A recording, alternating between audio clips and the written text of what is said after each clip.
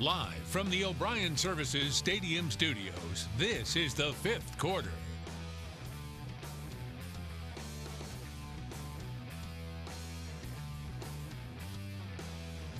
Hello and welcome to the fifth quarter. I'm Dustin Dorsey. This is Joe Catanacci, and we have all the hard-hitting gridiron action from week 3 of the high school football season. Joe, we had some schedule changes this week, some serious weather concerns across the region. Game moves to last night, back to tonight, and many to Monday night. But don't you worry, we still had some games, but weather's a little out of our control, right, Joe? A couple of close games tonight, one being down in Boiling Spring Lakes between South Brunswick and Trask, and then, of course, the game we were at covering the New Hanover High School football game at Legion Stadium on Carolina Beach Road, down to the wire as they took on the Cape Fear Colts. So a lot of action to get to here on the fifth quarter. It sure is. So let's go ahead and do that. Those New Hanover Wildcats, I'd say they faced their toughest opponent this evening. So without further ado, let's just go ahead and get into this thing. You don't need to see me talking. Let's see those plays right now. We are at the Legion Stadium. Look at this game as it starts off here, Joe. Took no time for New Hanover to get on the board down the near sideline. First play from scrimmage, Blake Walston to Wiz Vaughn here on the near sideline. Great concentration, juked me out with the camera move. Yeah, those guys are moving quick. The defense moving quick too. Wildcats defense lights out, shutting down in the opening half. Blake Walston again over the middle of the field. It was wide open all game. Freddie Taylor, senior wide receiver, makes a nice grab, gets some space yards after the catch, and that's a New Hanover Wildcat first down. You better believe it. Then it's Walston to Jalen Gore going up top. What a catch. Yeah, beautiful catch right there by Jalen Gore. He scored 2 touchdowns in this ball game. He did, but it's Wiz Vaughn scoring this one right in front of the cameras. Beautiful touchdown, 13-0 Cats. Wiz Vaughn, 111 yards of total offense today. And once again, it was the New Hanover defense early on in this ball game. The blitzing linebackers flush the quarterback out of the pocket. Nice play there on the defensive front to clean it up. Now Jabez Howard making defenses look silly on this one. Look at the moves. Playmakers getting the ball. Beautiful screen. And that will set up the big-time second touchdown of the half for Jalen Gore. Breaking tackles. Goodbye, folks. Touchdown. Missed a couple of tackles there, and Jalen Gore once again the second touchdown in the ball game for New Hanover. They were in total control in the first half. Things changed after the break. Better believe it. Wave high to the fans. Wildcats saved this one, 26-19.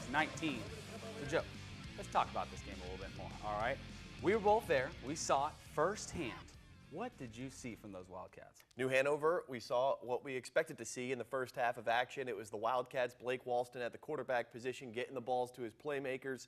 Number of passes, able to complete them, move down the field. They go up 19-0 at the half. A tale of two halves, as Dustin said at the top. 16 unanswered points after the break. It was tied at 19, actually, until late in the game. Blake Walston goes down. They bring in a backup quarterback, Francis Meehan. He hits Tanner Cole on a 49-yard touchdown pass in the final minutes, and the Wildcats able to escape 3-0 now with a 26-19 victory. Now, I know Wiz is a little banged up as well.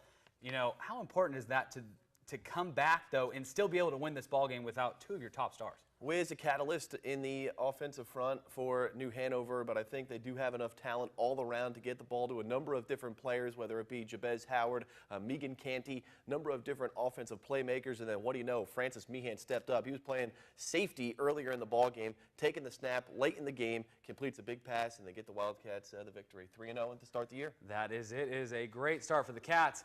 Let's go over to now West Bladen High School, where the Knights were taking on the Midway Raiders tonight. And those Raiders getting the run game going early. Nice pound in this one down to the sidelines. And that will set up this. Check out the touchdown pass here. Look at the breaking tackle here. Able to slide past the defensive back like a pinball bouncing off the machine. I don't know if some of these young kids watching the show even know what a pinball machine is. Speaking of pinball machines, I know what those are. I'm old enough for that one.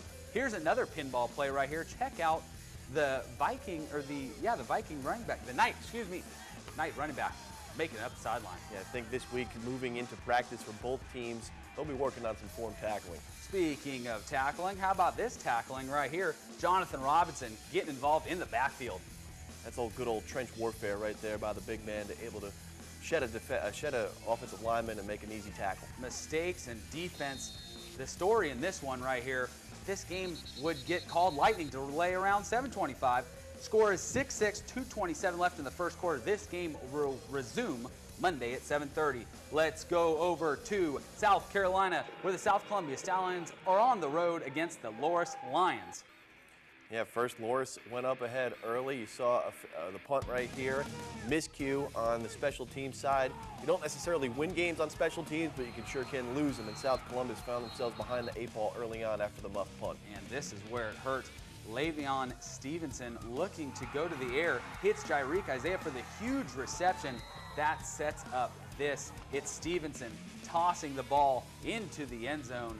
Touchdown Lions, 6-0 Loras at this point. A little uncharted territory for South, but you know those guys can make a comeback. When you get your back against the wall, you give the ball to your playmaker, Traquan Bellamy right here. Gets the ball early, able to find some running room, out of bounds. And here we go, next play, up front, goal line play, goal line stand, and a touchdown for Bellamy and the South Columbus Stallions. They don't want to let it slip away, but this game, they don't let it slip away. It's 20-12 is your final score.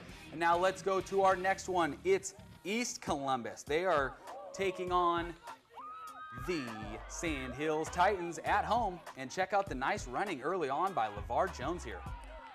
Gets a couple of blockers out front, some running room. Good job by the offensive line to provide him some space. A couple of big yards there and a first down for East Columbus. The end around puts them into the end zone. They want their first victory of the season, but the Titans, they're coming back to answer here on this one. Look at the jump ball touchdown. They'll take the lead at the half, and they will win this ball game. 13-6 is your final score out of East Columbus. Now that's just a portion, just a half of tonight's first quarter. We'll be back with our 5th quarter game of the week. We want to make sure you are up to date on the Labor Day schedule, so let's check out who'll be facing off Monday for Week 3 action.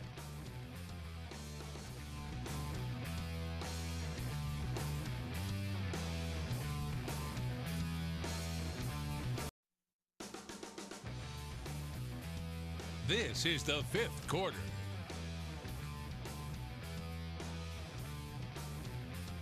It sure is. Welcome back. Let's get back into the action. Only a few weeks remain before the conference schedule begins, and we saw our area teams square off on a weekly basis. This week, there was only one of those battles that featured both teams, Pender County versus Brunswick County. John McHugh joins us now with highlights from our 5th quarter game of the week. John? Thank you, Dustin. Well, it was a matchup of two teams at very different points in their seasons. Trask at 1-1 coming off of a huge win last week, and South Brunswick just trying to get something, anything going, sitting at 0-2 coming off of a hard-fought 3-point loss to West Bladen. Let's take you out to Boiling Spring Lakes for our game of the week. If Trask wants to keep that momentum going, they have to hold on to the football, and on the first drive, they don't. The fumble picked up by South Brunswick. Now to the second quarter, South Brunswick punting it away, but it's muffed. They can't handle it, and number 59, the big man, Mikkel Kelly, jumps on it, and it's Cougar ball in great field position. Later in that drive, it's Mason Phillips with the trickery. He takes it, reaches for the end zone, punches it in for South Brunswick. That will make it 7-0 Cougars after the extra point is good. Now Trask backed up at their own 1-yard line after a great punt by South Brunswick. They give it to B.J. Jordan on the first play, and he is gone, folks. He takes it all the way 99 yards for the score. That's as long as a play can be from scrimmage in the sport of football. But wait a second, a block in the back takes it away. Trask stays scoreless.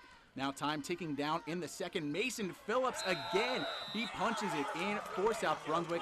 That makes it 13-0 Cougars, but the Trask Titans were not done.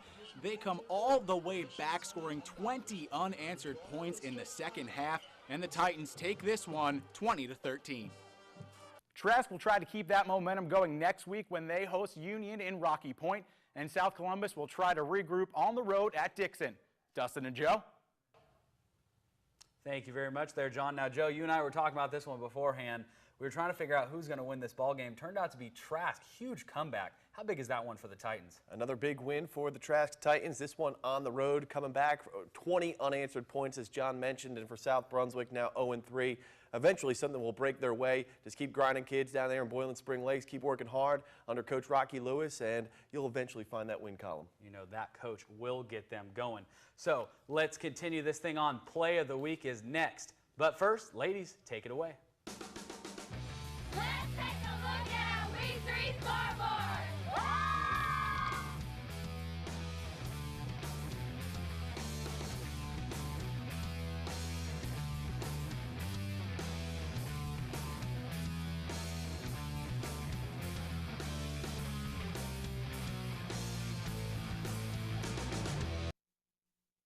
We're the Cougar Crazy! They start from by the way! Here's Dustin and Joe!